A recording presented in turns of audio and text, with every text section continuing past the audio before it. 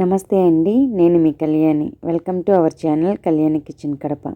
ఈరోజు ఈ వీడియోలో అమ్మవారికి ఎంతో ఇష్టమైన చక్కెర పొంగలి మేము ఎలా తయారు చేస్తామనేది ఈ వీడియోలో చూపించేస్తాను. ఈ రెసిపీ వచ్చేసి అప్పట్లో మా పెద్దవాళ్ళు చేసేవాళ్ళు. అంటే పాలు కూడా వేయకుండా ఈ చక్కెర పొంగలిని తయారు చేసి అమ్మవారికి నైవేద్యంగా పెట్టేవాళ్ళు. పాలు వేయకన్నా సరే చాలా టేస్టీగా ఉంటుంది. సింపుల్గా తయారు చేసుకోవచ్చు. అప్పట్లో మా పెద్దవాళ్ళు ఎలా తయారు చేస్తున్నారో మీకు ఇక్కడ చూపించేస్తాను. స్కిప్ చేయకుండా చూడండి. అలాగే లైక్ చేసి సబ్స్క్రైబ్ చేయండి. ఈ వీడియోకి హైప్ కూడా ఇవ్వండి. ఇక వీడియోలోకి అయితే వెళ్ళిపోదాము. చక్కెర పొంగల్ తయారు చేసుకోవడానికి ఒక పాత్ర అయితే తీసుకున్నాను. అందులో ఒక చిన్న గ్లాసు నిండా రైస్ తీసుకున్నాను.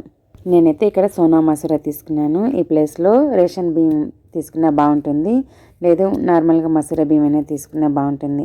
ఒక గ్లాస్ రైస్కి హాఫ్ గ్లాస్ శనగపప్పు వేసుకొని శుభ్రంగా కడిగేసిన తర్వాత 7.5 గ్లాసెస్ వాటర్ అయితే వేసాను.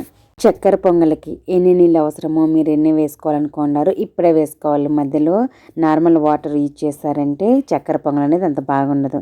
శనగపప్పు అలాగే రైస్ కనీసం ఒక 15 మినిట్స్ అన్నా నానాలి. నానితే చక్కెర పొంగల్ బాగుంటుంది. నేను ఇక్కడ ఒక 15 నిమిషాల తర్వాత స్టవ్ వెలిగించేసి పాత్ర అయితే పెట్టేశాను. ఇప్పుడు పొంగొస్తూ ఉంది కదా, ఒకసారి మూత తీసేసి గరిటెతో ఒకసారి బాగా మిక్స్ చేసామంటే అన్నీ కరెక్ట్గా కుక్ అయిపోతాయి. అలా మధ్య మధ్యలో కదుపుతూ ఈ విధంగా ఉడికించుకోండి. నేనైతే ఇక్కడ లో టు మీడియం ఫ్లేమ్లో ఉడికించుకున్నాను. మీరు క్వాంటిటీ ఎక్కువ చేసుకునేట్టుగా ఉంటే మీడియం టు హై ఫ్లేమ్లో తయారు చేసుకోండి.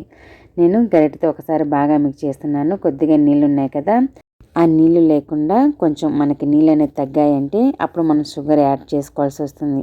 శనగపప్పు కూడా 80% వరకు ఉడికిపోయింది. నేను మూత పెట్టేసి మళ్ళీ ఉడికించుకున్నాను. ఇక్కడ రైస్ అయితే బాగా ఉడికిపోయింది, అలాగే శనగపప్పు కూడా బాగా ఉడికిపోయింది. ఆ టైంలో మనము షుగర్ వేసుకోవాలి. నేను ఏ గ్లాస్తో రైస్ తీసుకున్నానో సేమ్ అదే గ్లాస్తో ఒక గ్లాసు షుగర్ వేసాను. కరెక్ట్గా సరిపోయింది. మీ స్వీట్కి సరిపడా మీకు ఎంత కావాలో వేసుకోండి. నేను షుగర్ వేసిన తర్వాత ఒకసారి బాగా మిక్స్ చేస్తున్నాను. నెక్స్ట్ అందులో ఒక 2 ఇలాచీలని నలకొట్టి అయితే వేస్తున్నాను. ఫ్రెష్గా అప్పటికప్పుడు నలకొట్టుకొని వేసుకోవడం వల్ల చాలా బాగుంటుంది. ఏ ప్రసాదం రెసిపీ అయినా ఇలాచీ పౌడర్ కన్నా కూడా అప్పటికప్పుడు ఫ్రెష్గా దంచి వేయండి. అసలు ప్రసాదం స్మెల్ కూడా టేస్ట్ కూడా చాలా బాగుంటుంది. ఇలాచీ పౌడర్ వేసిన తర్వాత ఒకసారి బాగా మిక్స్ చేస్తున్నాను. మిక్స్ చేసి ఇప్పుడు మళ్ళీ మూత పెట్టేసి కొంచెం తేమ అనేది లేకుండా ఉడికించేసుకుంటే సరిపోతుంది. నేను ఈ చక్కెర పొంగల్ని పాలు లేకుండా చేశాను. చాలా బాగుంటుంది పాలు వేయకన్నా కూడా. మీరు ఒకవేళ పాలు వేయాలి అనుకుంటే షుగర్ వేసాం కదా, ఆ టైంలో కొద్దిగా వేసుకొని ఉడికించుకుంటే సరిపోతుంది మీకు ఎన్ని కావాలో. ఇక్కడైతే చక్కెర పొంగల్ అయితే రెడీ అయిపోయిందండి. ఇప్పుడు దీనిని ఒకసారి బాగా మిక్స్ చేసి పక్కన పెట్టేసుకుందాం. నెక్స్ట్ ఇందులోకి జీడిపప్పు ద్రాక్ష వేయించుకోవడానికి ఒక ప్యాన్ పెట్టుకుంటున్నాను. ఒక ప్యాన్ పెట్టేసి అందులో నెయ్యి వేసుకోవాలి. మీకు తగినంత వేసుకోండి. 1/2 టేబుల్ స్పూన్ అయినా వేసుకోవచ్చు, లేదా ఒక 5 to 10 టేబుల్ స్పూన్స్ అయినా వేస్తారు కొంతమంది. నేనైతే ఇక్కడ 3.5 టేబుల్ స్పూన్స్ గీ అయితే వేస్తున్నాను. మీకు సరిపడినంత అయితే వేసుకోండి. ఇంతే వేసుకోవాలని ఏం లేదు, కొద్దిగా వేసుకున్నా బాగుంటుంది. మీకు కావలసినంత గీ అయితే వేసుకొని అందులో జీడిపప్పు పలుకులు కూడా మీకు కావాల్సినవి అయితే వేసుకోండి.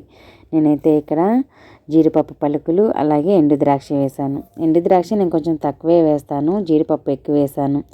ఎండు ద్రాక్ష కొంచెం ఎక్కువ వేయడం వల్ల పులుపు అనేది వస్తుంది, అందుకని కొంచెం నేను తగ్గించి వేస్తాను. మీకు కావాలంటే కరెక్ట్గా ఈక్వల్గా అయినా తీసుకొని ఫ్రై చేసుకోవచ్చు.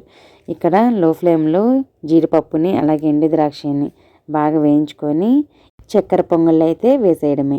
ఇప్పుడు మనం వేసిన ఈ జీడిపప్పు, నెయ్యి అలాగే ఎండు ద్రాక్ష మొత్తం బాగా చక్కెర పొంగళ్ళు కలిసేలాగా ఒకసారి బాగా మిక్స్ చేసి ఒక ప్లేట్లోకి కానీ బౌల్లోకి కానీ తీసేసుకున్నారంటే చక్కెర పొంగల్ అయితే రెడీ అయిపోతుంది. నేను ఇక్కడ చక్కెర పొంగల్ని ఒక బౌల్లోకి తీసుకొని పైన గార్నిష్కి అలా నెయ్యి, కొద్దిగా జీడిపప్పు పలుకులు, ఎండు ద్రాక్ష అయితే వేసాను.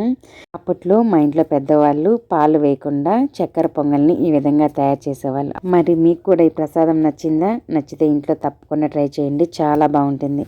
ఫుల్ వీడియో చూసిన వాళ్ళందరికీ చాలా థ్యాంక్ యూ అండి. Thanks for watching. బాయ్.